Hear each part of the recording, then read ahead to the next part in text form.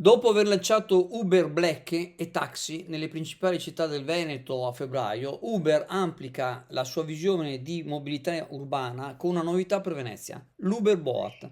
A partire da ieri 23 luglio era disponibile sia per i residenti che per i turisti. Le barche capaci di trasportare fino a 6 passeggeri, oltre allo skipper, renderanno più agevoli i trasporti lungo i canali della città. La struttura unica di Venezia, caratterizzata dai suoi numerosi canali e pontili, richiede un approccio diverso rispetto alle città convenzionali.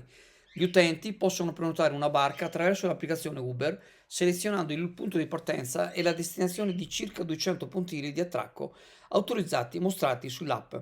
Dopo aver inserito i dettagli del percorso, si sceglie l'opzione Boat, che rappresenta tutte le informazioni utili: il punto di imbarco, il nome dello skipper e il tipo di imbarcazione.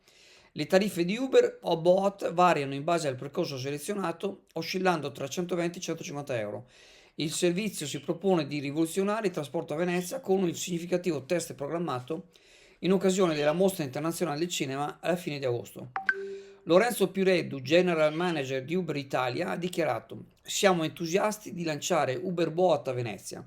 Questo nuovo servizio rappresenta un punto di svolta per Uber in Italia e riflette il nostro impegno nell'offrire soluzioni di mobilità innovative e complementari. Siamo lieti di collaborare con gli operatori locali, adattandoci alle loro esigenze specifiche e offrendo loro l'opportunità di entrare a far parte di una piattaforma con oltre 150 milioni di utenti attivi in tutto il mondo."